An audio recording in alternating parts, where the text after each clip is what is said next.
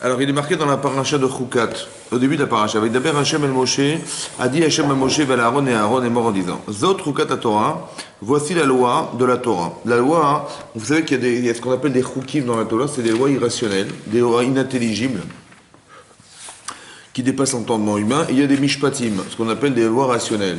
Vous voyez, comme ne pas voler, ne pas tuer, respecter ses parents, ce sont des lois qui sont des lois logiques. Mais là, on nous parle du chok. Donc le chok, c'est la loi à partie rationnelle.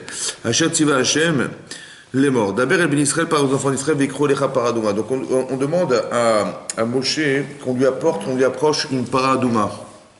Une vache rousse, oui, qui n'a pas porté de joug, qui est complètement rousse, oui. Et pour vous résumer un peu ce passage, c'est d'expliquer que on va devoir, justement purifier des gens qui seraient impurs en contact, soit avec un mort, soit dans un espace où se trouvait un mort, oui, ce qu'on appelle une toumatmet. Pour éliminer cette impureté, le seul remède, c'est de brûler une vache qui est complètement rousse, auquel on va rassembler les cendres, on va devoir les mettre dans des eaux de khatat, donc des eaux, on va les mélanger avec du bois de l'ésope et shnitola du fil écarlate, et aussi du bois d'exope, donc et on va les mélanger et ensuite on va asperger. Cet homme qui est impur, on va l'asperger le 3e et le 7e jour. Et s'il avait été aspergé que le 7e sans avoir été aspergé le 3e, il resterait impur de toute façon. La seule unique manière de pouvoir le purifier de cette touma, c'est de l'asperger de cette manière. Et la Torah nous dit qu'au bout de ces 7 jours, il sera pur. Et donc il se trempera au mikvé, il sera pur. Par contre, ceux qui ont brûlé, ceux qui ont rassemblé les cendres, eux, leurs vêtements seront impurs. Et ils vont devoir être impurs pendant la journée. Toute la journée, ils seront impurs jusqu'au soir. Et donc, ils ne pourront pas rentrer au Beth Amikdash, ni de toucher à quelconque doucha, tout ce qui est Ekdesh, tout ce qui est sanctifié. Alors, il y a une incohérence, il y a un paradoxe, évidemment, que Shlomo HaMelech a relevé. Il a étudié toute la Torah, Shlomo HaMelech, l'homme le plus sage de tous les hommes, et il a dit, la Torah, elle est loin de moi. La Torah, elle est rechoka mimeni. La Torah est loin de moi. Il n'a pas dit, j'ai compris toutes les mitzvot, mais par contre, il y a une mitzvot que j'ai pas compris, c'est celle-ci, de la paradouma.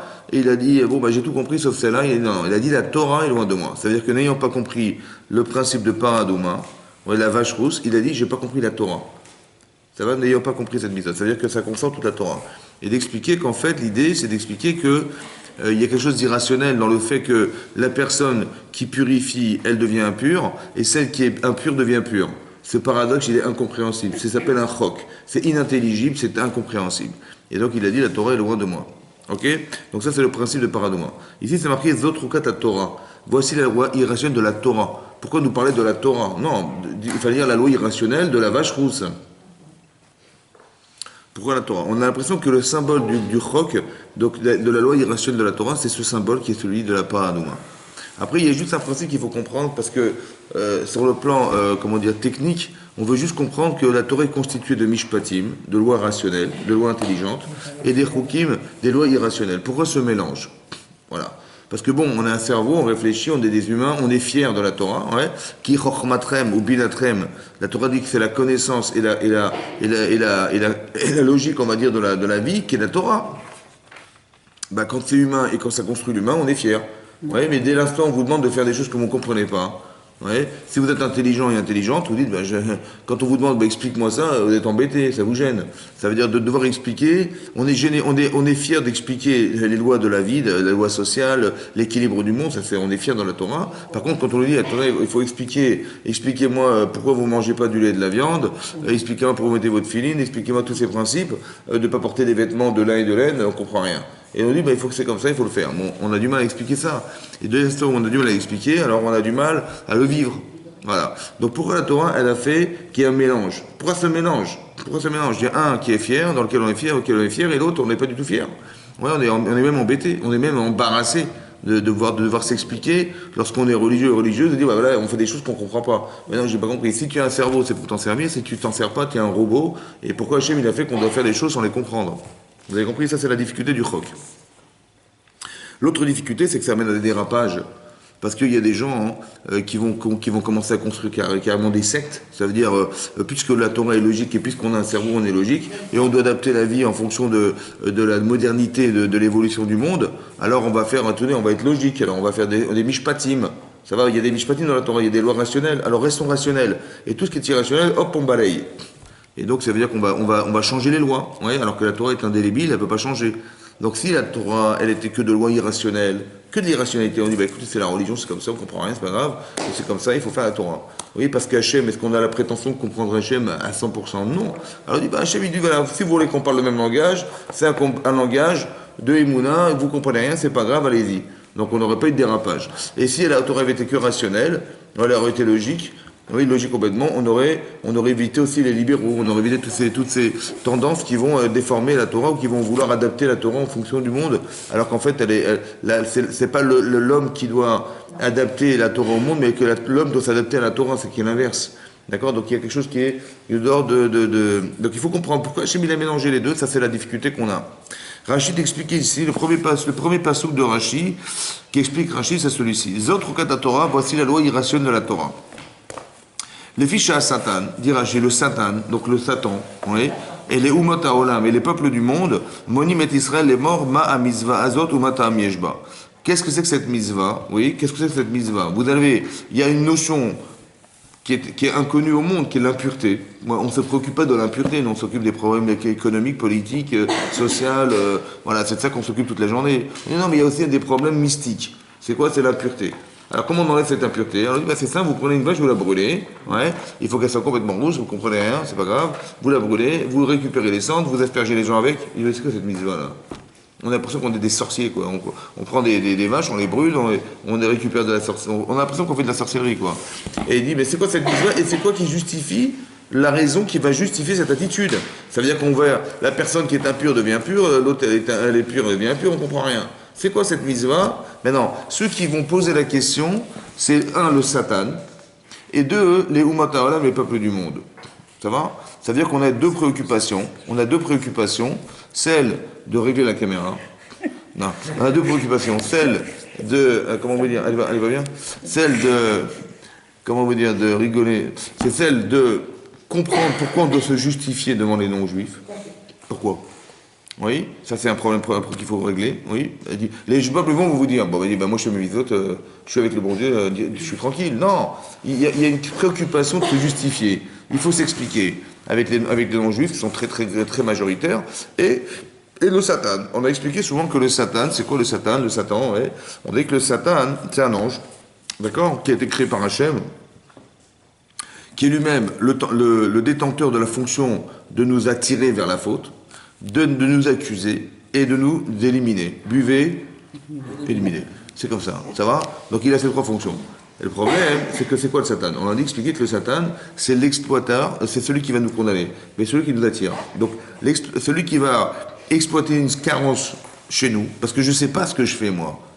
Vous avez compris? On me demande de mettre les tefilines, pourquoi tu les mets? Je ne sais pas, c'est comme ça. Il va me dire, mais qu'est-ce que tu fais? Mais la question du Satan, c'est la question que je me pose.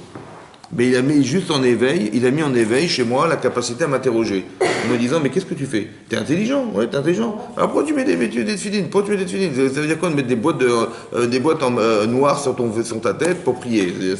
Et donc la question qui est posée, c'est la question du Satan. Et les non-juifs aussi vont nous demander la question, mais attendez, vous êtes des gens intelligents, vous avez une Torah extraordinaire. Pourquoi vous faites des choses qui sont inintelligibles? Donc on a deux problèmes. Un, de s'expliquer soi-même, et deux, de se justifier aux yeux de ceux qui nous parlent.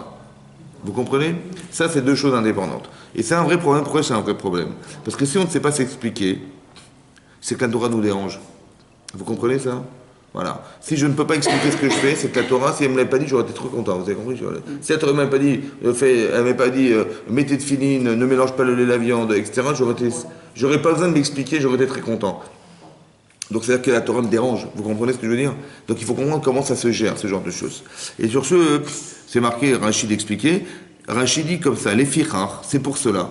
Katav ba chuka. C'est pour ça qu'il est marqué que c'est un chok. Parce que le Satan va te demander, il va te poser la question, mais qu'est-ce que tu fais? Et quel est le sens de cette mitzvah? Et les peuples du monde vont te poser la même question.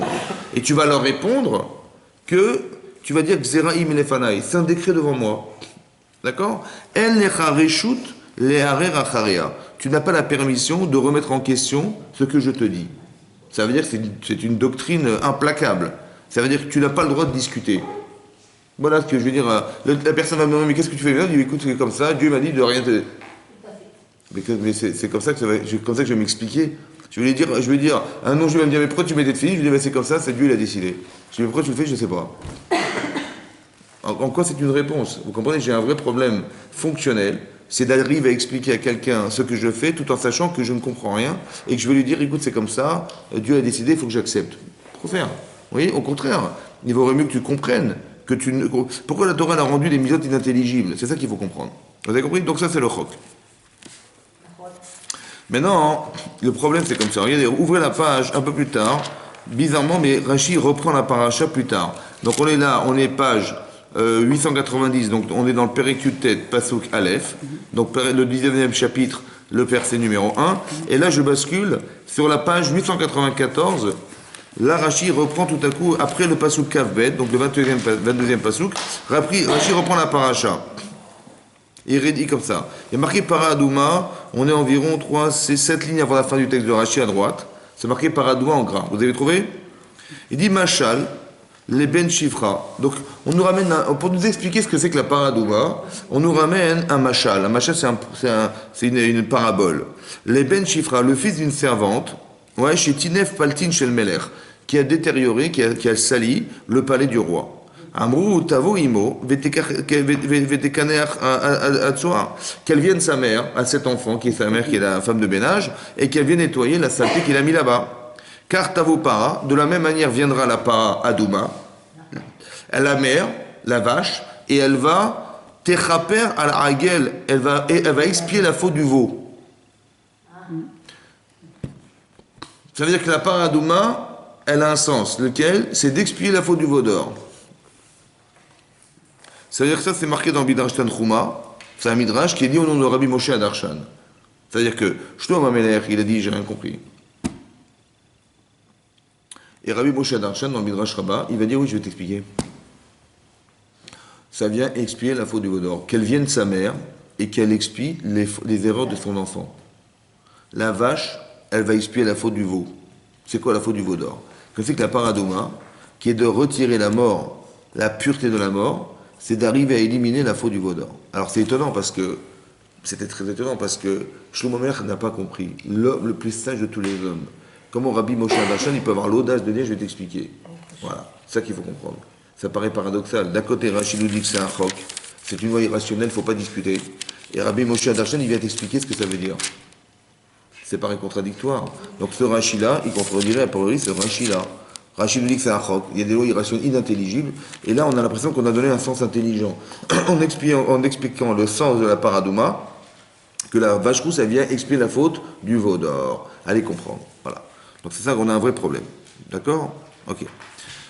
Le passage qui suit, dans la paracha, c'est le suivant. Regardez, on est dans Pérec, le 20e verset, le 20e chapitre, le Pasuk Aleph. Donc je tourne là, donc on est page 884 dans mon Chumash, et c'est marqué comme ça. Vayavohu béni Israël, kol haïda bemid bartzin. Donc toute l'assemblée d'Israël est arrivée dans le désert de Tzin. Bachodesh Arishon, le premier mois de l'année, donc on est en mois de Nissan. Vayeshev ha'am Kadesh. Ils vont s'installer le peuple dans une ville qui s'appelait Kadesh. Vatamot sham Myriam. Et là on nous apprend la mort de Myriam. Vatikaver sham. Et elle a été enterrée là-bas. Velo yamaim laïda. Et il n'y avait plus d'eau. C'est là qu'on apprend à la Gemara d'expliquer que par le mérite de Myriam, c'est là qu'on a vu que c'est le mérite de Myriam qui a permis à ce qu'on ait pu boire pendant 40 ans de l'eau dans le désert. Vaïkalou al Moshe, donc ils se sont rassemblés autour de Moshe, Valaron et Daron. Vayarev Ha'am, il s'est disputé le peuple, Moshe avec Moshe, ils se sont disputés. Vayomrou les morts, ils ont dit, Velu gavanu begiva achenu lifnei Hashem. Si seulement on avait pu mourir comme nos frères devant Hashem. Lama eveta et akal Hashem el midbarazé. Pourquoi tu as amené toute cette assemblée, tout ce peuple, dans le désert? La mutsham anachnu veberenu, pour qu'on puisse mourir nous et notre bétail. Ils se sont plaints de nouveau. Velama eilitunu et Mitzrayim. Pourquoi tu nous as monté du pays d'Égypte? Les avis otanu et la makom a rasé pour nous donner dans un endroit aussi horrible que celui-là. L'eau makom zera, ça n'est pas un endroit où on pourra planter des récoltes, ou tena ou des figues, ou vegefen des vignes, verimon et des grenades, ou maïm, et de l'eau, il n'y a pas à boire. C'est-à-dire on est dans un endroit qui est complètement stérile, quoi. Ni on peut planter, ni on peut manger, ni on peut rien, ni boire. Alors, Vayavo Moshe et Aaron, Mipnei Akaal, donc ils sont arrivés, Moshe et Aaron devant l'assemblée, le Pétach Oelmel devant la tente d'assignation, Vaïplou à Penem. Ils sont tombés sur leur face, ils ont dit, mais qu'est-ce qu'on va faire avec ces gens-là? Ouais, Vaïrak Vod Hashem Alem, et Hashem leur est apparu. Vayomer Hashem El Moshe, il est mort. Donc a dit Hashem à Moshe en disant, Kach et amaté, prends le bâton. Ve'akel et Aeda, et rassemble l'assemblée. Ata ve'Aaron, Achicha, toi et ton frère Aaron. Vedi Bartem et la Sela, vous parlerez au rocher. Le rocher, c'était le rocher, le rocher, vous savez ce que c'est ce rocher? C'est le puits de Myriam. C'était un rocher. Un rocher.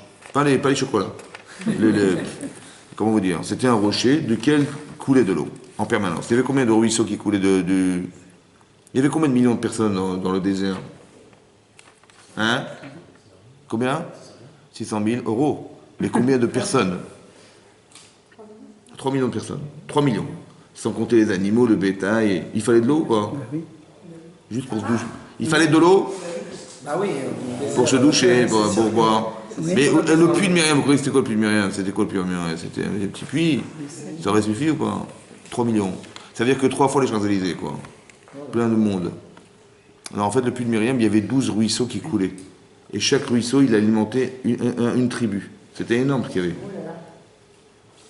Et donc, il dit, vous parlerez au rocher. Est-ce que vous parlez au rocher le matin? Hein? Vous parlez au meuble, vous parlez... Ça vous arrive ou pas? Ça vous arrive de parler au mur? Et pourtant, c'est vrai. Donc, moi, ça m'arrive rarement, mais là, on lui a demandé à Moshe de parler à un rocher. C'est normal? Non. Les NM, c'est marqué aux yeux. C'est marrant de parler aux yeux des gens. Ça vous dit? Non. De parler les NM. Vous allez parler devant eux. C'est bizarre, non? Parler devant eux. Non, je veux dire, tu vas leur montrer des choses devant eux, mais parler devant eux, et Aïda, à l'assemblée, et Biram, pardon, Benatan Meimav, et vous devez parler au rocher, il va donner de l'eau. Il va sortir de l'eau du rocher. De la pierre, il sort de l'eau de la pierre. Veotseta Maïm, et donc il va sortir de l'eau. Minasela de ce rocher, Vishketa et Aïda, vous arriverez à alimenter en eau l'assemblée, Vet Biram et leurs animaux. Vaikar Moshe Tamate, donc il a pris le bâton. C'est marrant qu'il ait demandé, prends ton bâton pour dire. Ça vous paraît un peu paradoxal? Hein? Et il prend ton bâton et dis-leur. Et parle au rocher. Ben, pourquoi prendre le bâton? Bon.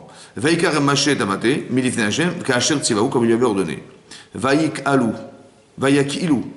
Ils se sont rassemblés, Moshe et Aaron, et Takal, ils ont rassemblé Moshe et Aaron l'assemblée.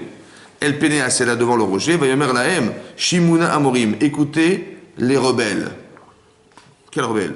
Amin Asela Azenotzi Lachemaim. Est-ce que vous croyez que de ce rocher-là, on va vous sortir de l'eau? Vayarem Moshe et Yado. Moshe a levé le bras. Vayar et Asela. Il a frappé le rocher. Bematéou avec son bâton, par Amaïm 2 fois. Vaïtseu Amaïm Rabim. Et donc sont sortis beaucoup d'eau. Vatesh Taïda ou Biram. Et a bu l'assemblée qui était présente et leurs animaux. Donc il y a eu un miracle ou pas? Hein? Il est sorti de l'eau d'un rocher. Bizarre. Bon. Mais il a frappé le rocher 2 fois. Et c'est marqué, Vayomer Hashem el Moshe. Sur ce, Hashem a dit à Moshe, et fait à Aaron et Aaron, puisque vous n'avez pas eu confiance en moi pour me sanctifier, les ben Israël aux yeux d'Israël, la reine l'otaviu et akalazé el haaretz. Vous n'amènerez pas ce peuple-là en Israël. Hachad Atilahem que je leur ai donné, Vehema Meriva, et c'est ce qu'on appelle aujourd'hui les eaux de Meriva, pas l'Opel Meriva, hein, les eaux de Meriva, Hacher Rabou Ben Israël et Hashem Veikadesh Bam, qu'on a multiplié pour les enfants d'Israël, Veikadesh Bam, et qui ont été sanctifiés par elle. Vous avez compris quelque chose ou pas? Moi j'ai rien compris. Moi j'ai franchement rien compris. Attendez, il aurait dû parler. Bon, il n'a pas parlé, Chazak ou Baruch, mais il a frappé comme il a frappé un jour. Vous n'avez pas entendu qu'est-ce qu'il a frappé? Hein? Pas sa femme, hein? Quand il a frappé qui? Non.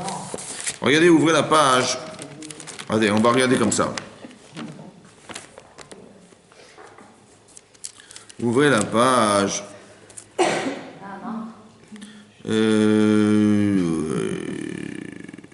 Très bien. À la paracha, donc on est paracha de Béchalach, on est dans le 17e chapitre, page 416. Page 416. Ouvrez la page 416, on est dans le 16e chapitre de la paracha de Béchalach, 17e chapitre, pardon. Alors je vais vous lire le passage. C'est marqué, Vous avez trouvé Vaïsou Kol Adad Ben Israël Bamidbar Sin. Et donc on voyageait tous les enfants d'Israël dans le désert de Sin. Les Maséhem selon leur déplacement. Al-Pi Hachem qui était ordonné par Akadosh Baruch Hu. Vayachanou Birfidim. Ils ont voyagé, ils ont campé à Refidim. C'était un endroit dans le désert. Ve'em Maim Nishtot. Il n'y avait pas non plus d'eau à boire. D'accord? Vayare Va'am Im Moshe. De nouveau on nous répète la même chose. Ils se sont disputés avec Moshe. Vayomrou Tnou Lanu Maim. Donne-nous de l'eau, vénichté, qu'on boive, vayomer la Moshe, matarivun, il m'a dit, qu'est-ce que vous disputez avec moi? Matenasun et Hachem, pourquoi vous éprouvez Hachem? Vaitzma shama'am lemaim, et donc était assoiffé le peuple d'eau, vayalen na'am, et s'est plaint le peuple, al Moshe, vayomer lama ze eilitom misraim. Pourquoi de nouveau tu nous as fait monter d'Égypte? Les amit oti, ve'et banaï, ve'et migdam, batsama, pour que je meure, ou que mes enfants et mon menu bétail meurent de soif. Va Isaac Moshe à Hachem. Donc sur ce, il va prier fortement Moshe à Hachem. Ma Esela Amazé. Ouais. Qu'est-ce que je vais faire de ce peuple? Od Meat Iskeluni. Encore un petit peu, ils vont tous le malapider. Bon. Va Emer Hachem el Moshe, Avor Lifneam, passe devant le peuple. C'est-à-dire, je vais te protéger, n'aie pas peur. Vekach Itera Mizikne Israël, prends avec toi des sages d'Israël. Ou Matecha Asherikita, et le bâton Asherikita Boet Or, avec lequel tu as frappé le Nil. Car beyadecha valarta, prends-le et déplace-toi avec. Ineni emed lefanecha Hasham, et je me tiendrai avec toi là-bas, à la source sur le rocher, bechorev, sur le mont Chorev. Vikita batsour, et tu frapperas le rocher. Vaitsu mimenu maim, et sortiront de l'eau. Veshataram veyasken Moshe l'ene ben Israël. Et ainsi a fait Hachem, Moshe en Israël. Donc il a pris un bâton, il a tapé. D'accord? Là-bas il a frappé et on lui a dit Chazak ou Baruch. Comme ça il est marqué. Et là, il a frappé le rocher, on lui a dit, tu rentres pas en Israël. Oh. Très bien. Vous avez compris qu'il y a un problème ou pas? Là-bas, il a fait une mitzvah d'avoir frappé le rocher. Et il a fait une avéra d'avoir frappé le rocher. Et bizarrement, Hachem lui a dit, frappe, et là, il lui dit, parle. D'accord? Bizarre. Ok? Ça me paraît un bizarre. À part ça, il y a autre chose qu'il faut comprendre. Regardez ce qui est marqué là. Regardez, reprenez la page du 194. Donc on est dans de nouveau parachat Roukat. On fait un peu de ventilation avec les pages. Bon. Ventiler. 894, je reprends la paracha de Roukat. Vous avez vu? Je vous fais un peu réfléchir ce soir. C'est marqué Vayavo b'nei Israël kol ha'ida. Donc je reprends le pasouk. Donc dans le 20e chapitre, Pasuk Aleph. Ça va? C'est marqué Vayavou b'nei Israël kol ha'adad ben Artsin. Donc ils sont arrivés, toute l'assemblée, tous les enfants d'Israël et toute l'assemblée dans le désert de Tzin, Bachodesh Harishon. Vaïshev Aram Bakadesh, Vatamot Shamiriam, Vatekaver Shamiriam. Ça va? Velo Yamaim le Haïda. Il n'y avait pas d'eau pour l'assemblée. Vaïkalou al Moshe val Aaron. Et donc ils se sont rassemblés. C'est marrant parce que ils vont dire exactement ce que la même formule qu'avaient dites les autres. Mais Rachid dit comme ça, Rachid dit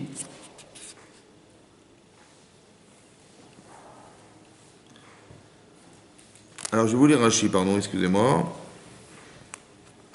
Regardez, Pasuk Aleph, donc on est dans la colonne de gauche dans Rachid. Vous avez vu la colonne de gauche dans Rachid? Pasuk Aleph, vous avez trouvé?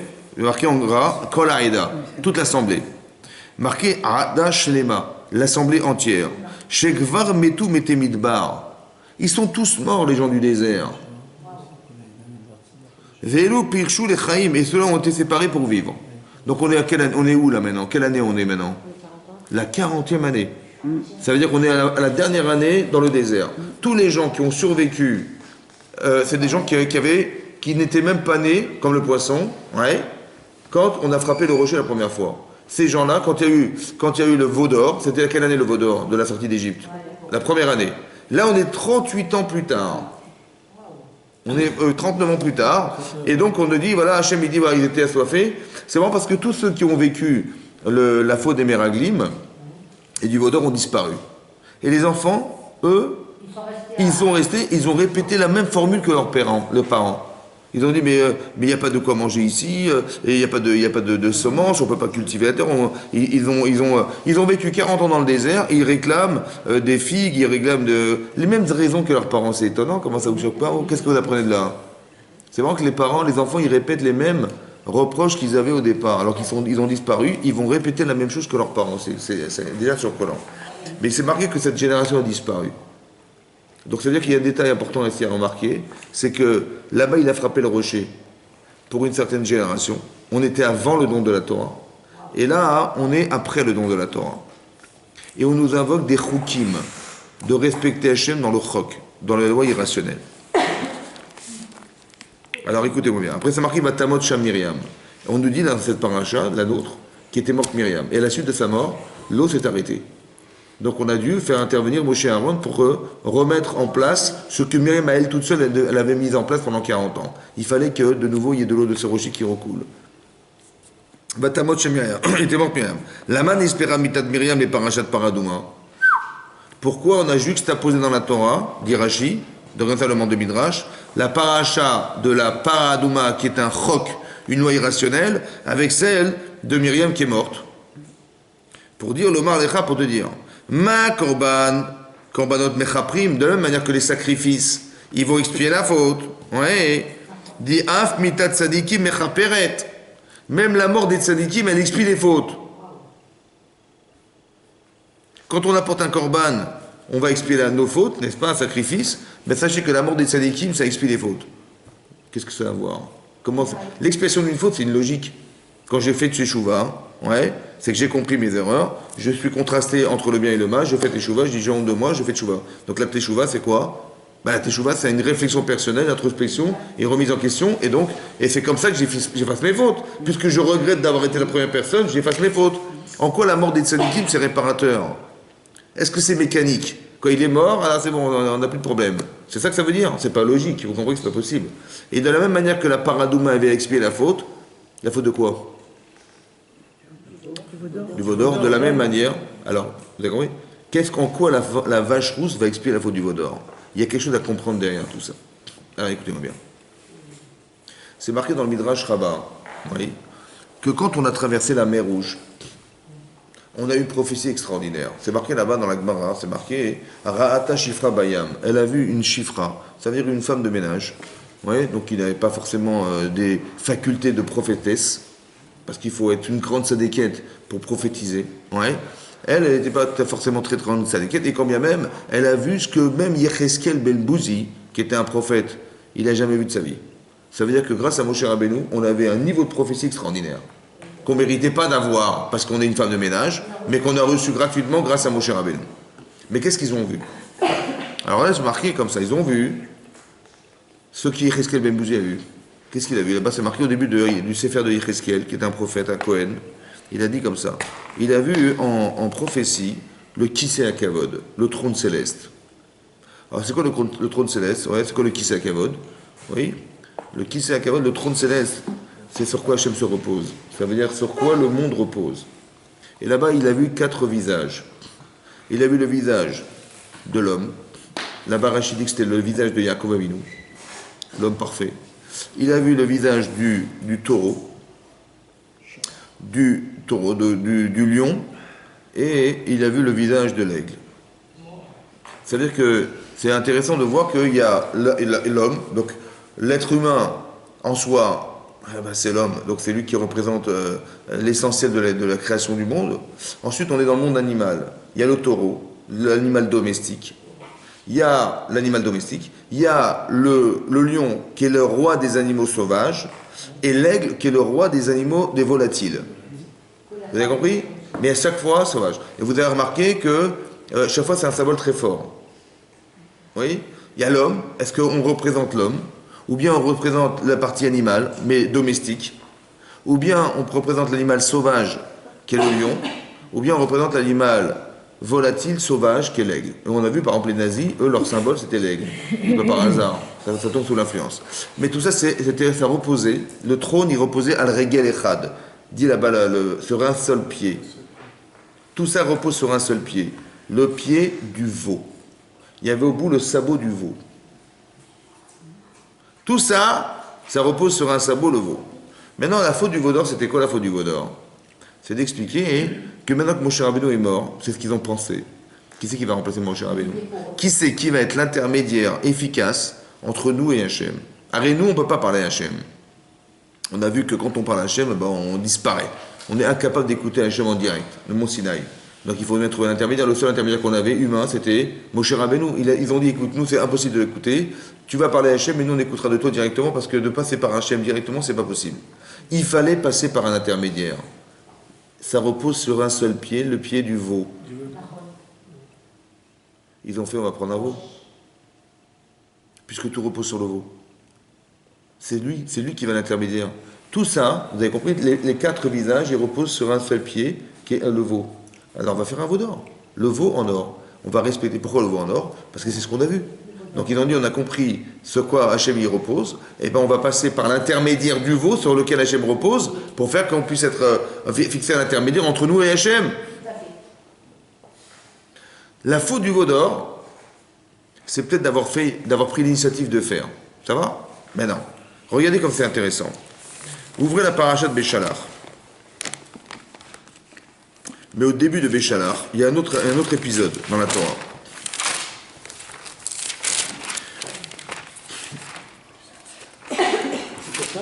Alors je vais trouver la page avant que je m'énerve. Non, parce que des fois je m'énerve, c'est pas évident quoi. Alors, non. J'ai mon sang-froid. Alors je vais garder mon sang-froid. Ouvrez la page 406 dans mon chômage, donc on est dans le 16e chapitre, verset Kavbet, donc le 22e verset. C'est marqué, donc page 406, vous l'avez trouvé? 406. C'est marqué Vaïssa Moshe et Israël, Miyam Souf. Donc on avait passé la mer Rouge. On avait traversé la mer Rouge, et donc à ce moment-là, Vaïssa Moshe et Israël a fait voyager Moshe et Israël. Ouais, Miyam Souf et Yetsu et la Midbar Shur. Ils sont rentrés dans le désert de Shur. Donc je tourne la page. Vayechush le Shet Yamim. Ils ont voyagé pendant 3 jours Midbar dans le désert. Velo Matsumaim, ils n'ont pas trouvé d'eau. Vayavu Marata. Ils sont arrivés dans un endroit qui s'appelait Marata. Velo Yachlu Lishtot Maim Mimara. Ils n'ont pas pu boire de l'eau de Mara, de cet endroit. Qui marie même, parce qu'elles étaient amères. Alken Karashema Mara. C'est pour ça que cet endroit s'est appelé Mara, amer. Vayalnu Aham al Moshe. De nouveau, ils se sont plaints auprès de Moshe. Les morts. Manishte, qu'est-ce qu'on va boire? Vaïsak, elle était impropre à la consommation, elle était amère, cette eau. Comment on va boire? Alors marqué Vaïsak al Hashem. Il a pris Hashem. Vayoreu Hashem etz. Il lui a jeté un bois. Vaïshlach al Amaïm, qu'il a jeté dans l'eau. Vayimteku Amaïm, qui ont adouci l'eau. Donc l'eau était amère, était impossible de consommer. Qu'est-ce qu'il a fait Hashem? Il a jeté un bâton à Moshe. Ce bâton, il était parfumé, on va dire. Et l'amertume de l'eau a disparu par ce bâton. Sham Sam lo Chok. Et là-bas, il lui a placé Chok, une loi irrationnelle. Ou Mishpat, et une loi rationnelle. Vesham Isaou, et là-bas, ils ont été éprouvés. Vayomer Im Shamua Tishma Lekol Hashem, Yachar Venenav, etc. Rashi dit quoi? C'est quoi Chok ou Mishpat? Regardez Rashi. Le Rashi se trouve donc, on est pasouk. Le pasouk café. Café sans sucre. Regardez. Il y a marqué Sham Samlo. On est exactement 3 lignes avant la fin du texte de Rashi à droite. Vous avez vu? Il y a marqué Sham Samlo Chok Mishpat. Chok, c'est une loi irrationnelle et Mishpat, c'est rationnel. Bemara, Natan Laem Miksat Parashiot. Bemara, dans la ville de Mara, l'endroit où on se trouvait là, dans le désert, il leur a donné un peu de parashiot de la Torah. D'accord? Ils ont étudié ces parties de la Torah. Shabbat, quelle partie de la Torah? Shabbat, Para Aduma et Dinim, et des lois sociales. Là, on est dans le désert. Hein. Ça va? On a reçu la Torah ou pas? On a reçu la Torah ou pas? Non. Non, on n'a pas reçu. On n'a pas reçu la Torah, et dans cet endroit-là où ils se sont plaints qu'il y avait eu de l'eau amère à boire, on leur a donné, on a repris quelques halachot amara. Lesquels? 1. Le Shabbat. Para Aduma. La vache rousse. Ils devaient réfléchir sur la vache rousse, qui est un chokino irrationnel, et on leur a dit des dinim, des lois rationnelles. C'est marrant que depuis le départ, on avait mélangé les deux. Avant d'avoir reçu la Torah, on aura appris quelques parachiotes. On est environ 6 semaines avant Matan Torah. On n'a pas reçu la Torah du tout. Hein. On aura enseigné Paradouma, déjà. Et là, on a vu qu'ils ont fait la faute du Vaudor. Et la faute du Vaudor est expliquée par la Paradouma. C'est-à-dire que c'est marrant parce qu'on avait déjà introduit la notion de croc avant qu'ils aient fait la faute du Vaudor. On l'a dit comme ça. Qu'est-ce qu'ils ont fait? Ils ont pris l'initiative, eux, avant d'avoir reçu la Torah, Parce qu'on est le jour du matin de Torah, on est le 17 Tammuz. Ça veut dire on doit recevoir la Torah, et Moshe a tardé à descendre, on est anxieux, et on a eu tellement peur qu'il soit mort qu'on a fait le veau d'or. Mais qu'est-ce qu'on a fait? On a fait quelque chose qui était logique. On a vu les 4 visages, le pied central sur lequel reposait le Kisakavot, et on a vu le pied du veau, qui était le veau qu'on a utilisé pour faire l'intermédiaire entre Hachem et les hommes. C'était logique ou pas? C'était logique. Maintenant Hachem il dit, c'est simple. Vous vous rappelez pas? Je vous ai donné la mitzvah de Paradouma, il y a longtemps déjà, dans la paracha de Béchalach. Et là, je vais vous donner la Torah. Bon, étudiez la Torah. Ils ont étudié la Torah, ils sont tombés sur Paradouma, ils n'ont rien compris. Vous avez compris la mitzvah? Ils n'ont rien compris. Vous n'avez pas compris? Vous n'avez pas compris la mitzvah, vous n'avez pas compris la Torah. Vous dites, on n'a pas compris la Torah, c'est ce que Shlomo Melech il a dit, on n'a pas compris la Torah. C'est vrai ou pas? Mais si tu n'as pas compris la Torah, comment, sans avoir reçu la Torah, tu as pris l'initiative de faire le veau d'or? Vous avez compris? Si tu ne connais pas la Torah, tu ne comprends pas la Torah, comment toi, sous prétexte que tu comprends, tu dis, je vais t'expliquer, moi, qu'est-ce qu'il faut faire? Il faut faire le veau d'or. C'est ça l'intermédiaire. Mais comment toi, tu peux penser qu'il faut faire le veau d'or sans avoir reçu la Torah? Et que tu vas voir que en étudiant la Torah, tu vas te comprendre qu'il y a des choses que tu ne comprends pas. Mais c'est pas que tu n'as pas compris la paradoxa, tu n'as pas compris la Torah. C'est-à-dire que quand chaque mitzvah, il y a une partie irrationnelle. La faute du veau d'or, c'est d'avoir pris l'initiative de faire quelque chose en pensant qu'on avait compris, et que ce n'était pas ce qu'on avait demandé, parce qu'Hachem, il n'a pas demandé qu'on fasse cette mitzvah-là, ça n'a pas été ordonné. Et on va se rendre compte en faisant la paradouma qu'au final, on ne peut rien faire sans avoir été ordonné par Hachem, parce que de toute façon, on ne comprend pas la Torah, et on ne comprend pas Hachem. Comment tu as pu prendre l'initiative de faire quelque chose sans avoir la Torah, alors que tu sais pertinemment dorénavant que tu ne comprends pas la Torah? Donc il faut attendre d'être ordonné pour faire les choses. Ça veut dire que la paradouma vient expier la faute du veau d'or. Vous comprenez ce que ça veut dire? Comment tu as pu prendre l'initiative de faire, alors qu'en vérité, tu ne maîtrises pas les notions? Il y a des choukim dans la Torah, des lois irrationnelles. Donc toi, tu as fait ça de façon rationnelle. Mais tu vas bien comprendre que dans l'irrationalité de la Torah, il y a une partie divine. Et cette partie-là, t'échappe. Donc ça veut dire que tu ne peux pas prendre l'initiative de faire sans savoir, sans entendre, sans écouter d'Hachem. Tu ne peux pas faire, et ça explie la faute du veau d'or. Vous comprenez? En vérité, on a compris qu'on n'a rien compris. Et comme tu vois maintenant que tu ne comprends pas tout, alors ne fais pas sans savoir ce qu'Hachem il t'ordonne de faire. Vous comprenez ce que ça veut dire ça? Ça avait été inclus depuis le départ. Il y a des lois qui te construisent dans ta vie, et il y a des lois que tu dois accepter. Pourquoi? Parce qu'au-delà de la limite de ce que tu comprends, en vérité, c'est comme ça que je vous ai expliqué, comme ça, écoutez-moi bien. Il y a une manière de se construire dans sa vie, qui est les mishpatim. Il ne faut pas voler, il ne faut pas tuer, etc. Donc il faut vivre de façon, on se construit dans la vie, on se construit, on est humain. Mais à un moment donné, il faut que tu dépasses ton humain. Que la Emouna va démarrer là où s'arrête ton rationnel. La Emouna Tachem, elle va démarrer vraiment quand tu ne comprendras pas. Et là, tu diras, qu'est-ce que je fais là, je ne comprends rien. C'est là qu'on va commencer à se retrouver avec Hachem. Vous avez compris ce que ça veut dire? Ça veut dire que ici, il y a marqué quelque chose de très intéressant. Et ça que je vais vous expliquer maintenant. On a fait qu'il y a la misère de Paradouma qui précède la faute de Moshe Rabbeinu et d'Aaron. Il y a un lien logique entre les deux. Lequel? C'est que Moshe, on lui avait déjà dit au départ qu'il fallait frapper. Vous vous rappelez ou pas?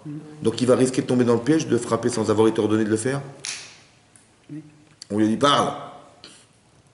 Il va frapper. Prends ton bâton. Comme tu as pris le bâton là-bas. Ça veut dire qu'inconsciemment, qu'est-ce qui va se passer? Il risque de reproduire ce qu'il a fait déjà au départ. Il a fait une mitzvah ou pas? Il va reproduire la même chose qu'il a fait au départ. On lui dit, prends ton bâton. Il dit, ok, ton bâton, ça me rappelle quelque chose, tiens. Mais ça fait combien d'années qu'il a pris son bâton? Ça fait 39 ans. Mais c'est resté en mémoire, c'est incroyable. Et donc, il va se passer la chose suivante. Regardez Rashi, on va faire Rashi ensemble. Là, vous allez commencer à comprendre mieux déjà.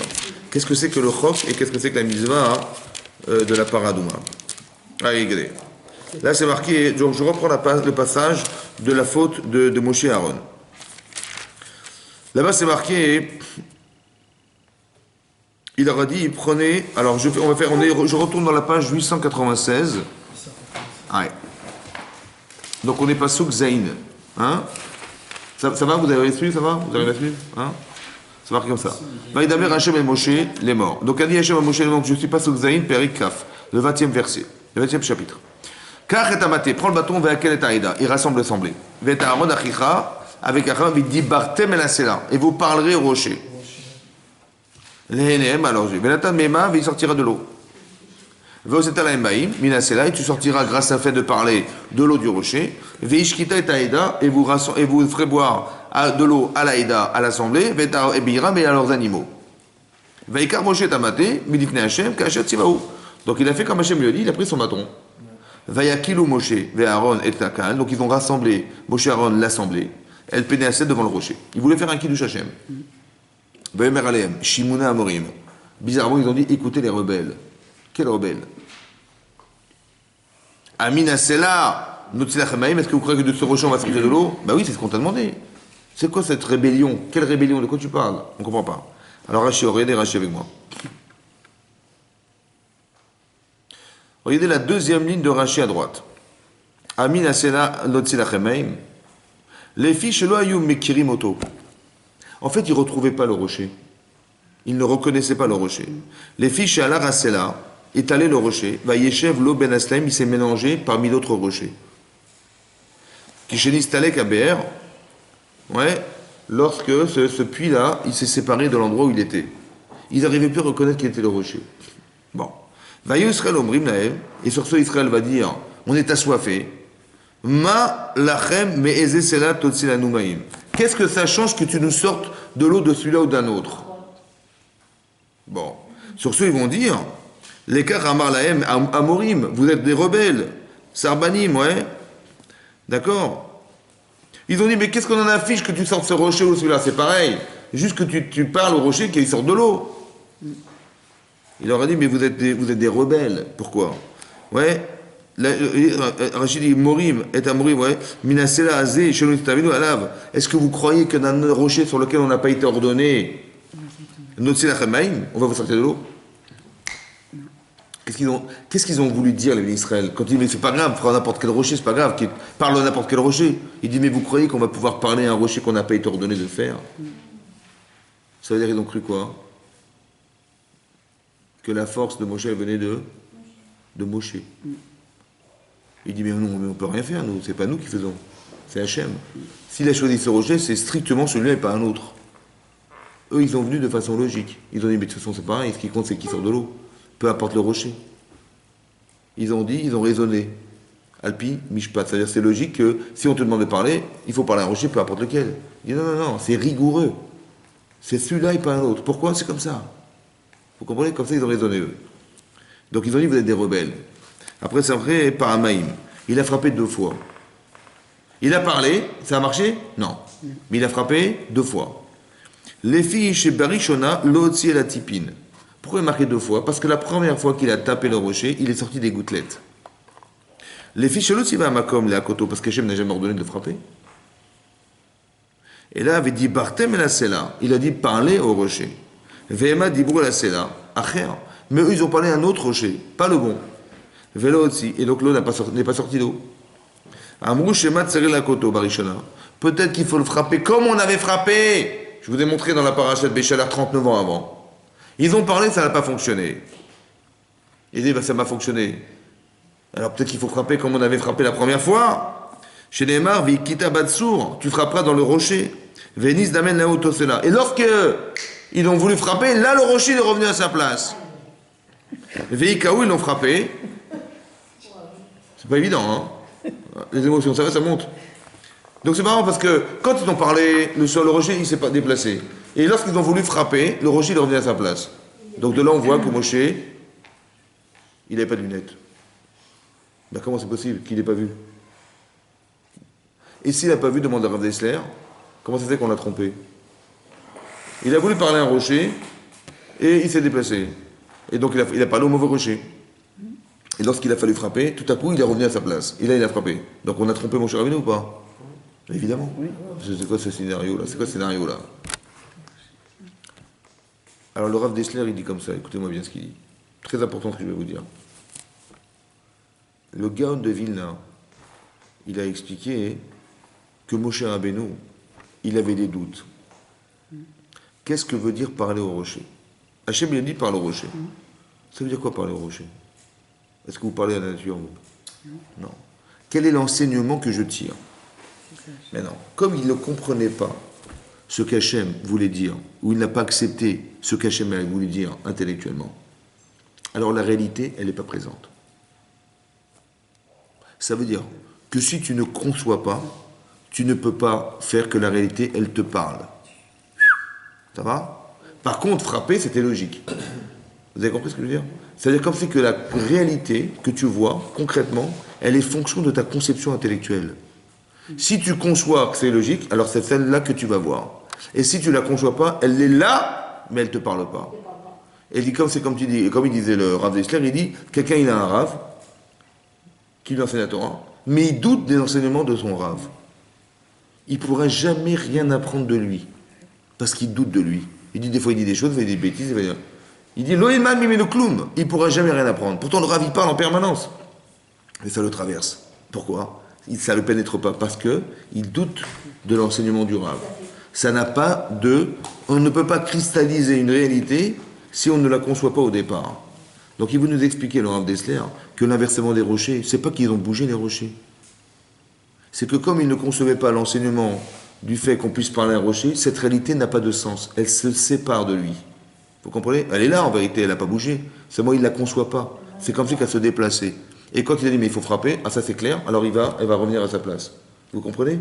Que la réalité est fonction de la conception que vous lui donnez. C'est ça la réalité. C'est vous qui lui donnez vie. Vous comprenez ce que ça veut dire? C'est ça qui est marqué dans le Rav Dessler. C'est ça qui est marqué dans Rashi.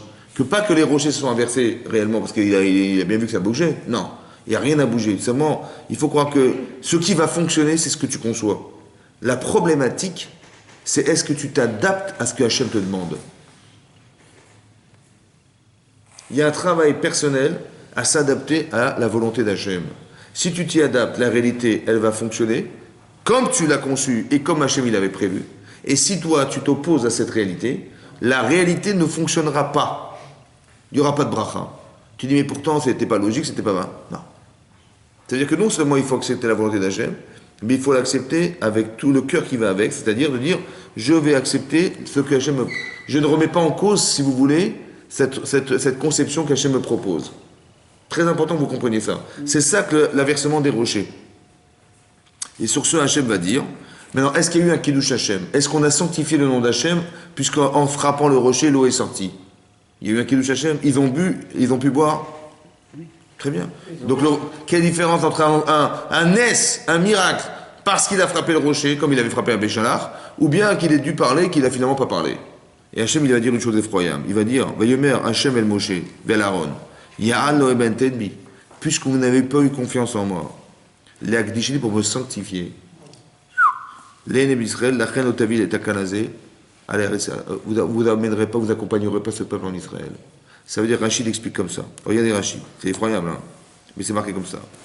Les Akdishini, vous ne m'avez pas sanctifié. En quoi, s'ils avaient parlé, ça aurait sanctifié Hachem puisque d'avoir frappé le rocher? Rachid dit comme ça. Chez Ilou dit Barthém, et là c'est là, je suis dans la colonne de gauche. Il est marqué la colonne de gauche. Troisième ligne. Que si vous aviez parlé au rocher, Veotsi, d'accord, Asela Otsi, Haïti, Mikadesh, l'Eneaïda. J'aurais été, moi, été Hachem sanctifié. Comment quoi il aurait été sanctifié? Vomri, Masela, ils auraient dit, les Israël, Masela, Zé, Sheno Medaber, Veno Shomea, c'est déjà la pierre, le rocher de pierre. Elle ne parle pas, elle n'entend rien. Veno Tsar des Parnassa, elle n'a pas besoin de survivre. Mais Kayem dit Boroshem Makom, quand bien même elle est capable d'accepter la volonté de Dieu, alors qu'elle va chomer à nous, a fortiori nous, que nous on a une volonté d'exister, et qu'on a besoin d'Hachem, qu'on va écouter Hachem. Ils auraient fait un kalva chomer, un raisonnement fortiori. Si déjà quand tu parles ça marche, comme si que quoi? Que d'avoir frappé, c'est d'avoir obligé. D'avoir dit, c'est que la nature est au service du tzaddik. Mais quand tu frappes, c'est que tu es obligé de frapper. Vous comprenez? Il y aurait eu un Kiddush Hachem si tu avais parlé. Lequel? Que les Israël, ils auraient fait un raisonnement fortiori. C'est déjà la pierre qui n'a rien à gagner, rien à perdre. Elle fait la volonté d'Hachem. Alors moi qui a gagné a fortiori, je vais la faire. D'accord? Mais en écoutant Moshe Rabbeinu. Et qu'est-ce qu'il a fait? En fait, on nous a imposé. On a frappé sur nous. On a dû frapper, même Moshe Rabbeinu, il a dû frapper sur le rocher pour que l'eau sorte. Vous comprenez ce que ça veut dire? Alors ils ne vont pas entrer en Israël. Il y a marqué Ema Meriva, c'est ça les Meriva. Oui. Veikadesh Bam. Ouais. Et là-bas, c'est marqué que je serai sanctifié par Moshe et Aaron, dit Hachem. Que quoi? Chez Metu Moshe et Aaron al Yadam. À cause de cette faute-là, ils sont morts dans le désert. Et ça a sanctifié Hachem. Chaque jour, din bekudashav. Hachem, il juge de façon rigoureuse ceux qui sont des saints d'Hachem. Yirou vit kadesh al briot. Et ils seront sanctifiés aux yeux des autres. Vechen ou Omer, Nora Elokim et Mikdashecha. Comme il est redoutable Hachem dans son Mikdash. Ça veut dire quoi? Ça veut dire que la moindre petite faute chez les tzadikim, elle est révélatrice de la rigueur d'Hachem. Mais ça veut dire quoi en vérité? Ça veut dire comme ça. De savoir que, est-ce que vous avez compris ce qui s'est passé? Non. Moi, j'ai pas compris. On va dire que la proportion de ce qu'a fait Moshe par rapport à l'exigence qu'avait Hachem, elle est disproportionnée. Ils vont pas rentrer en Israël parce qu'ils auraient dû parler et ils ont frappé. C'est logique. La proportion de la faute par rapport à la punition, elle est énorme. Aucune commune mesure, parce qu'il y a eu une mitzvah, il y a eu un kiddush Hashem, mais est-ce que vous voulez? Oh, c'était pas exactement comme j'avais prévu, mais quand même c'était énorme. Vous avez vu la rigueur ou pas? Eh bien, ils vont disparaître, Moshe et Aaron. Mais comment Hashem est sanctifié par là? Pour dire, regarde le niveau d'exigence qu'on peut avoir des tzadikim, et que grâce à eux, on a montré quelque part que le chok a un sens. Alors je vais vous expliquer une chose. Écoutez-moi bien maintenant. La rationalité et l'irrationalité des choses. Un exemple très simple, vous allez comprendre. Deux exemples, je donne deux exemples. Un jour, Avraham Avinu, il a fait la Brit Mila. 3 jours plus tard, il était en grande souffrance. Et il voulait recevoir des gens. Il voulait faire l'hospitalité. Qu'est-ce que fait Hachem? Il lui envoie la chaleur. Il faisait une chaleur torride, insupportable.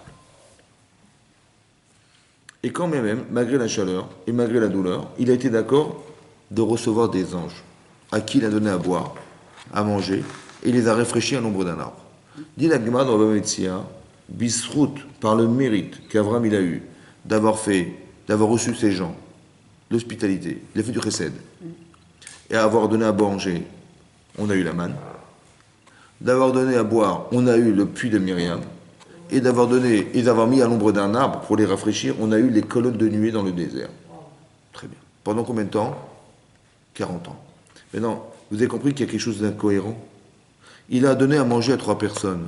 On était des millions de personnes dans le désert. Il a donné à quelques heures, ça a duré 40 ans.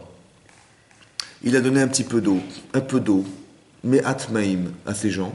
Il y a eu des milliards de tonnes d'eau dans le désert. Un peu à manger, des langues de veau. On a mangé dans le désert des millions de tonnes de manne. Vous avez vu qu'il y a une disproportion, quoi. C'est logique. Ce qu'il a fait Abraham, il a fait du chesed. C'est logique ou pas? Socialement, ça s'entend. Quelqu'un, il a très envie de faire de l'hospitalité de tout son cœur. Ça peut s'entendre? Est-ce que la conséquence, elle est logique? Tu donnes à 3 millions. Tu donnes quelques grammes de je sais pas quoi, des tonnes. C'est logique ou pas? C'est logique ou pas? C'est logique ou pas? 3 millions. C'est logique? Non. Mais vous savez ce que c'est ça? C'est le chok. C'est-à-dire que quand tu fais les mitzvot, il y a une partie que tu conçois, mais une partie qui est chukim. Ça veut dire il y a de l'irrationalité. Il y a une partie humaine et une partie divine. Vous avez compris ce que ça veut dire? Ça veut dire comme ça. Quand Hachem il t'a rien demandé, ça reste humain. Donc 3. Mais quand Hachem il a dit fais l'hospitalité, il faut que tu comprennes que derrière il y a une partie irrationnelle. Laquelle partie irrationnelle? La partie irrationnelle, c'est que ce que tu fais a un sens dans l'histoire. Ne crois pas que ce que tu fais, ça s'arrête à toi. Ça va beaucoup plus loin que toi. Et je vais même dire mieux que ça. Une fois, je vous ai dit dans les cours que c'est marqué dans la Haggadah de Pessah que si Hachem nous avait dit simplement Ve'ikravnu, il nous aurait rapproché simplement du mont Sinaï, ça aurait suffi. S'il n'y avait pas su la Torah, on n'aurait rien eu du tout. Ni on avait vécu le désert, ni on avait eu Eretz Israël, ni on avait eu la Torah, zéro. Mais simplement de nous avoir rapproché du mont Sinaï, ça aurait suffi. Là-bas, le Ramchal, il explique. Le Rav Moshe Chaim Luzzatto, il explique comme ça. Il a dit, si simplement on avait su sur le mont Sinaï que le monde dépendait de nos mitzvot, l'univers dépendait de nos mitzvot, ça aurait suffi. Sans avoir reçu la Torah, sans avoir l'information de la Torah, simplement de savoir que dorénavant, tout ce que vous allez faire, c'est ça qui va articuler l'équilibre du monde. De l'univers. Vous avez compris? Vous faites un peu de mitzvot, le monde s'équilibre autour de vous. Vous avez compris? C'est logique ou pas ça? Mais c'est ça le roc. Ça veut dire que dans chaque chose que tu comprennes, tu vas savoir que derrière il y a une articulation qui est complètement irrationnelle. Mais si tu n'acceptes pas l'irrationalité, comment tu veux que le monde fonctionne? Vous faites des mitzvot, Baruch Hashem, mais tout ce que vous faites s'enferme dans un espace-temps. Oui, non? Par exemple, on va mettre les tefilines. La mitzvah de mettre les tefilines, c'est de faire le nœud des tefilines dans le bras. Combien ça prend de temps de faire le nœud? Combien ça prend de temps? Ça, le reste, c'est pas Minatora. De faire les sept...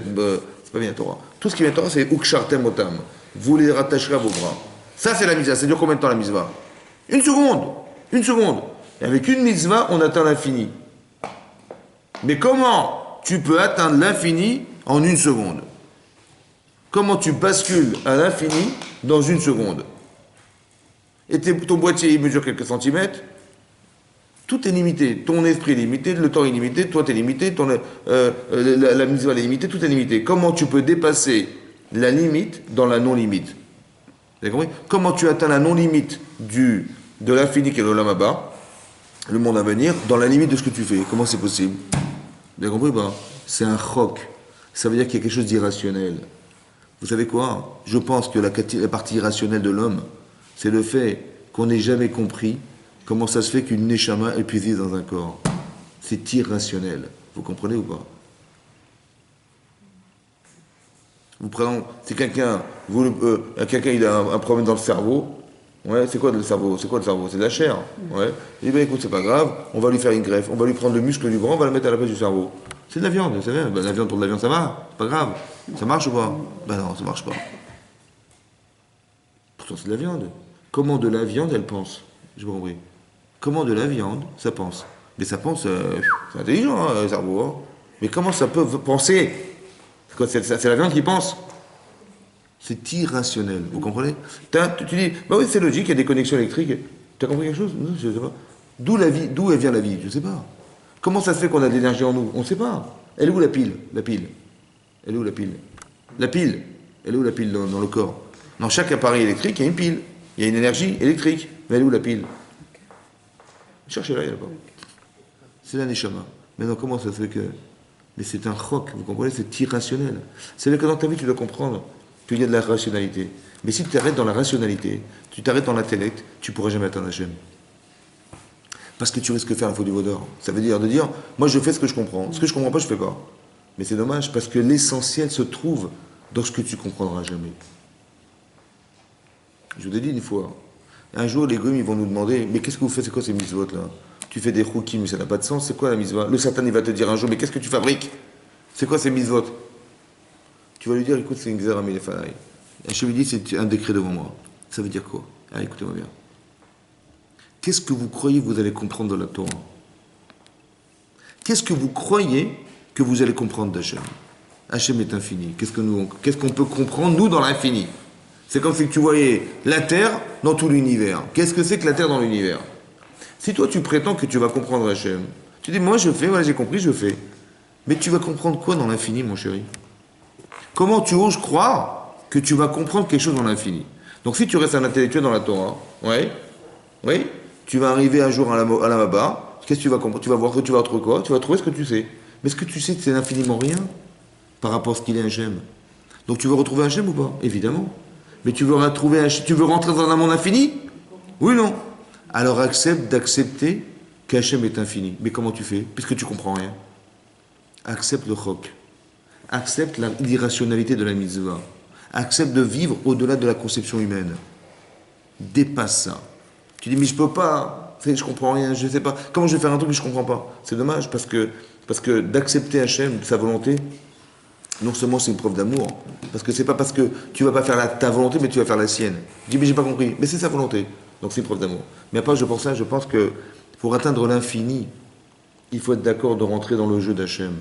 C'est-à-dire, t'as pas compris, fais-le quand même, parce que tu vas le faire exister à l'infini. Vous avez compris la différence?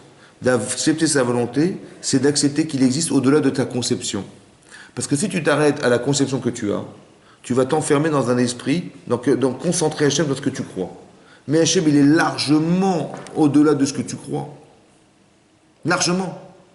C'est aussi stupide que de dire je viens sur la terre alors qu'il y a l'univers autour de toi qui est infini. Qu'est-ce que tu es dans l'infini? Rien. C'est dommage. Pourquoi tu n'acceptes pas que l'infini existe et que donc tu peux exister dans l'infini? Pourquoi tu veux pas qu'Hachem il existe? Parce qu'il existe plus, Hachem, de ce que tu sais pas de lui, de ce que tu comprends de lui, évidemment, puisqu'il est infini. Pourquoi tu veux pas le laisser exister à la limite de ce que tu ne comprends pas?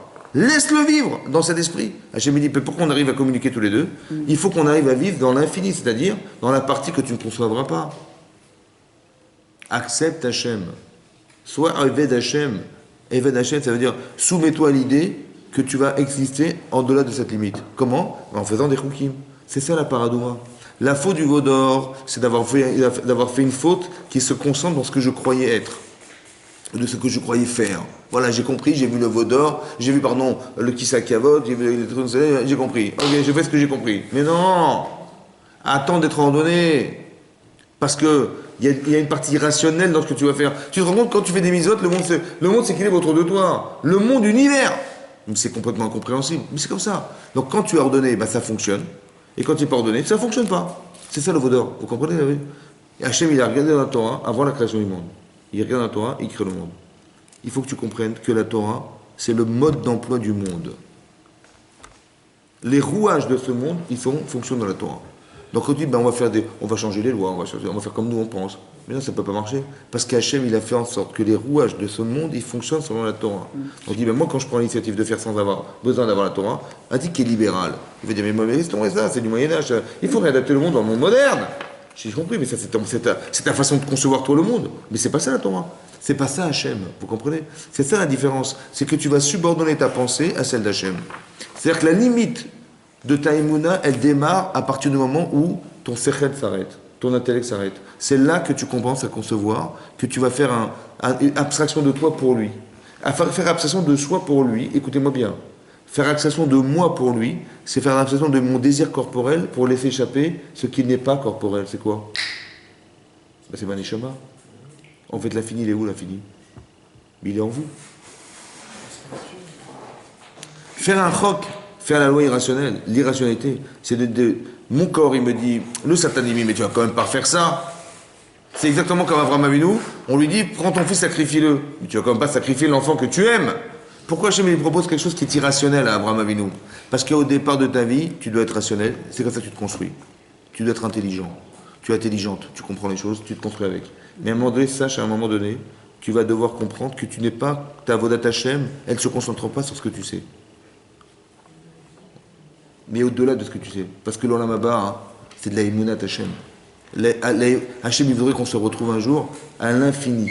Alors il faut que tu ne crois pas que ta vie, elle s'arrête à ce que tu conçois, parce que si ça s'arrête à ce que tu conçois, c'est ce que tu crois. C'est ce que tu penses. Mais c'est pas ça Hachem. C'est pas ce que tu penses. Hachem, il est largement de ce que tu penses. Alors accepte Hachem au-delà de cette limite. C'est ça l'invitation qu'Hachem il fait à Abraham en lui disant, prends ton fils, sacrifie-le.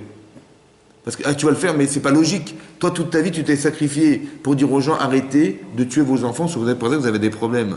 Arrêtez. Il dit, t'as raison, c'est logique. Et là, on te demande de faire exactement l'inverse de ce que tu penses. Pourquoi faire? Parce que Hachem, il est largement au-dessus de ton intellect. Et l'infini, c'est d'accepter Hachem dans la limite infinie qu'il existe. Je l'accepte, Hachem. Et donc, si un non-juif, il vient me dire, mais qu'est-ce que tu fais des mitzvot? Il dit, mais moi, j'ai pas l'audace de croire que j'ai compris. Parce qu'Hachem, il est largement au-dessus de ma conception. Alors, s'il m'a demandé de faire, c'est que c'est un sens, j'accepte ce qu'il a dit. Exactement comme Avraham Avinu, le Satan, il dit, mais tu vas pas tuer ton fils quand même. Il dit, t'as raison, c'est pas normal. C'est marqué dans la Torah, les 10 commandements, on ne tue pas les gens. Donc, tu tues les gens, c'est pas normal. Il dit, t'as raison, c'est logique. Mais si Hachem m'a demandé, c'est qu'il y a une autre logique. Vous avez compris ce que je veux dire? Toi, tu penses avec ta logique humaine.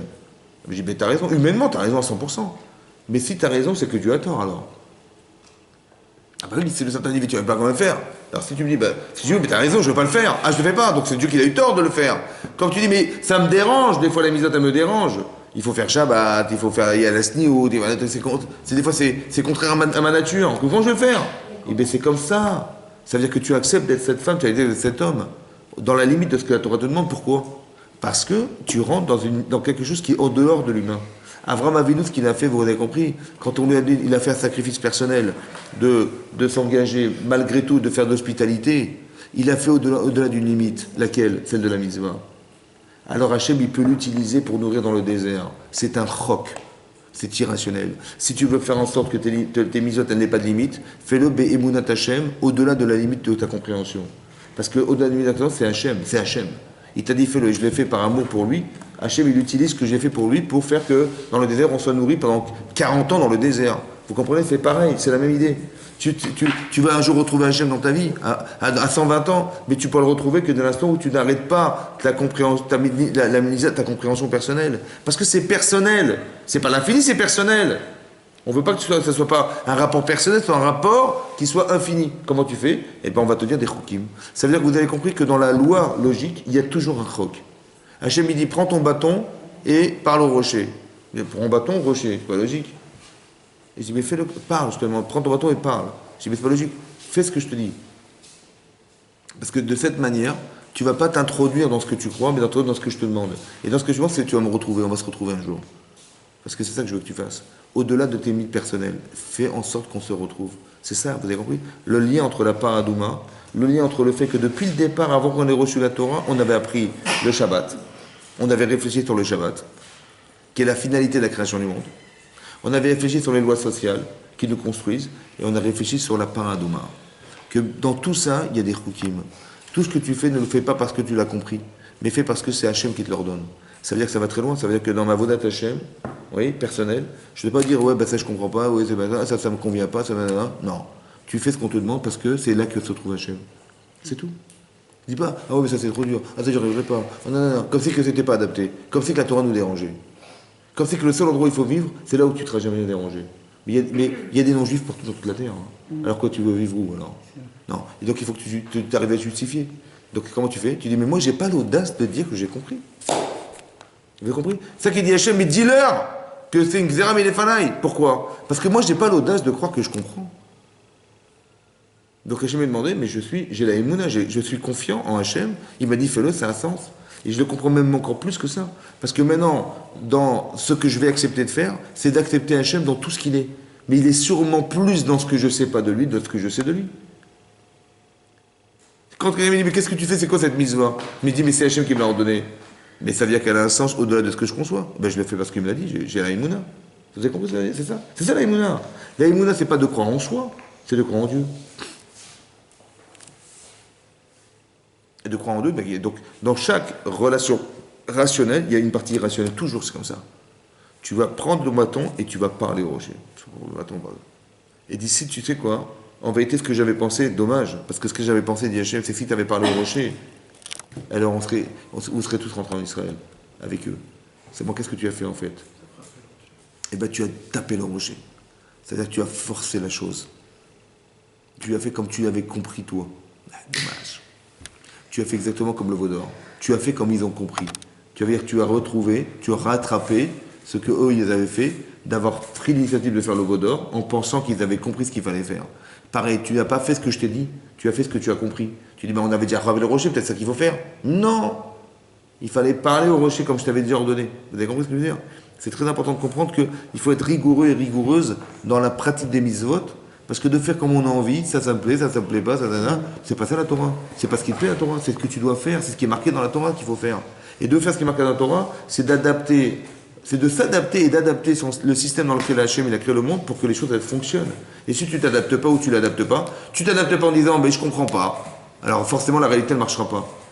Et si tu t'adaptes à la Torah, tu dis ben j'accepte ce que la Torah me demande et je pratique de façon rigoureuse ce que la Torah me dit, oui, alors tu verras que tu auras la bracha d'Hachem et tu verras que tu vas sanctifier le nom d'Hachem et tu vas sanctifier aux yeux des autres ce que Hachem il attendait de toi. C'est ça la voie d'Hachem, c'est ça être Eved Hachem. Eved Hachem, c'est pas c'est d'être capable d'être intelligent et intelligente, de vivre de façon épanouie, mais de dire c'est pas parce que c'est pas forcément dans mon avantage que je le fais pas. C'est un chok, c'est comme ça. Et donc c'est ça, c'est un Akedat Yitzhak, c'est le coup du bâton de frapper, tout ça c'est pareil. Et ça a été déjà depuis le départ enseigné. Avant même qu'on ait reçu la Torah, c'était important de le savoir. C'est ça mes mériva, les eaux amères. C'est qu'on avait déjà dit à Mara qu'il y avait la paradouma depuis le départ. C'est-à-dire que ne fais pas en sachant que tu vas comprendre tout. C'était déjà un prélude à la faute du veau d'or. Pour dire, attention, vous allez risquer de vouloir... Je vais vous mettre en épreuve, Moshe il va tarder à descendre, et tout à coup, vous allez voir que la caméra, elle est tombée. Vous avez compris? Voilà. Donc c'est ça que je voulais vous dire. Et c'est là la fin du shiur. J'espère que ça a été clair. Chazak ou Baruch. Allez, Chazak, merci bien. Voilà, si tu peux. Oui. Par rapport à l'effet qu'il ne soit pas rentré en Israël juste après. Tu peux. Il y a eu un lien entre- Éteins la caméra.